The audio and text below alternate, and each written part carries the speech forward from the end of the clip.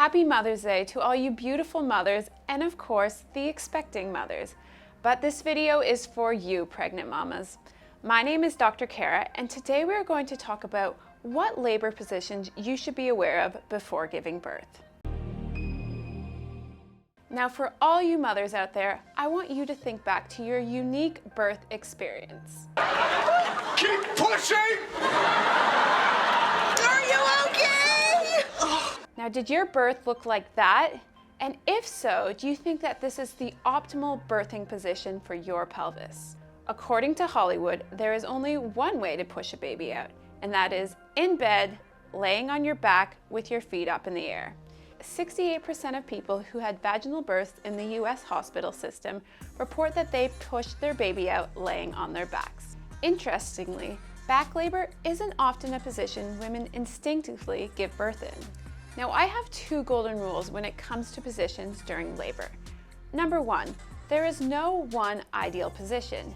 And number two, the position that feels best for you and baby, that makes you feel empowered and as comfortable as possible, is the best position for you. With that being said, let's start by talking about why giving birth on your back may not be the optimal birthing position. Here we have the pelvis. And as you can see, there are two holes which the baby must pass through, the pelvic inlet and the pelvic outlet.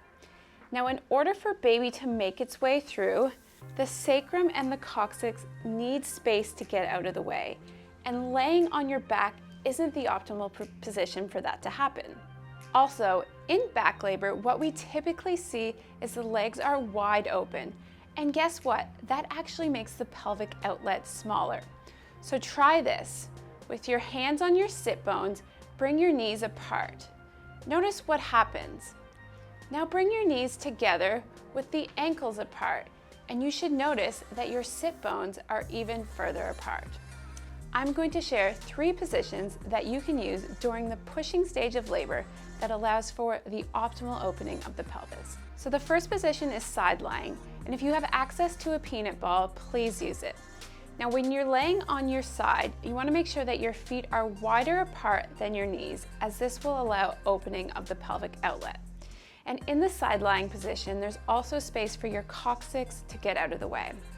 The second position is on your hands and knees. Now, in this position, you can use a pelvic tilt, which will get movement through the pelvis. And you want to make sure that you give yourself a break in this position. Another good thing in this position on hands and knees is you might be able to lean over a birthing ball, which would also be very comfortable. And the third position is the squat. So during the pushing phase of labor, we want to focus on opening the pelvic outlet. So when you do a squat, you want to make sure that your butt is sticking out. This position lifts the tailbone up. Also in this position, you're working with gravity, which will help to bring the baby down. So these are just 3 positions that you can have in your tool belt. And you might think now that you might want to give birth on your hands and knees, but when it comes to the day of labor, that might change. So listen to your body and what feels best for you. To find out more about birthing positions, why not take a calm birth course where you get to practice these positions with your partner so that you're more prepared for anything that can happen on your labor day. Now, if you know a pregnant mama that would find this video helpful, please go ahead and share it with them. And why is this information important? Because here at Balance for Life, moving and birthing better matters.